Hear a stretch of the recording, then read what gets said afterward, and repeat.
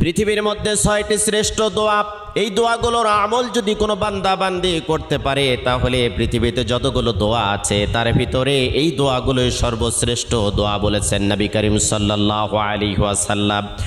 কোনো বান্দা বান্দি যদি যতই বিপদে থাক, কষ্টে থাক, দুর্ভিক্ষে থাক, উৎকণ্ঠার মধ্যে থাক না কেন, সকাল থেকে সন্ধ্যা পর্যন্ত যদি কোনো বান্দা বান্দি দরুদ শরীফের আমল করতে পারে, রাতের বেলা যদি দরুদ শরীফের আমল করতে পারে, হাজারো অশান্তির দাবানল থেকে আল্লাহ রাব্বুল আলামিন শান্তি দান করবেন।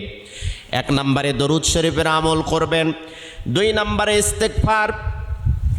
আপনার মুখটা এমন হয়ে যাবে আল্লাহ রাব্বুল আলামিনের কাছে দোয়া করার সাথে সাথে আপনার দোয়াটা কবুল হয়ে যাবে। সব সময়ের জন্য পড়বেন আস্তাগফিরুল্লাহাল্লাযী লা ইলাহা ইল্লা হুয়াল হাইয়ুল কাইয়্যুম ওয়া আতুবু ইলাইহি। যদি না পারেন তাহলে পড়তে থাকবেন শুধু আস্তাগফিরুল্লাহ। 3 নম্বরে আপনি পড়বেন ইয়া যাল জালালি ওয়াল ইকরাম।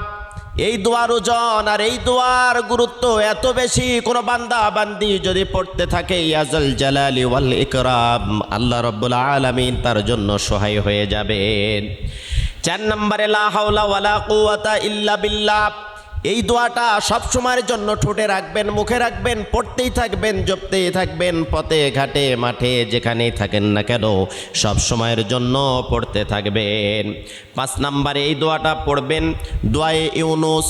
যত কঠিন বিপদ হোক না কেন, ইউনুস আলাইহিস সালাতু ওয়াস সালাম থেকে শুরু করে, ইব্রাহিম আলাইহিস সালাতু ওয়াস সালাম থেকে শুরু করে, যত সাহাবায়ে কেরাম থেকে শুরু করে নবীরা যত বিপদে পড়েছেন, এই দোয়াটার আমল যদি আপনি করতে পারেন আপনিও বিপদ থেকে হেফাজত পেয়ে যাবেন।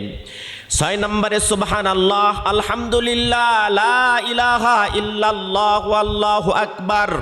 এই দোয়াটা বেশি বেশি পড়তে থাকবেন। আল্লাহ রাব্বুল আলামিন সকল কাজটা আপনার জন্য সহজ করে দিবেন। কিয়ামতের ময়দানে নেকির পাল্লাটা ওজন ভারী হয়ে যাবে।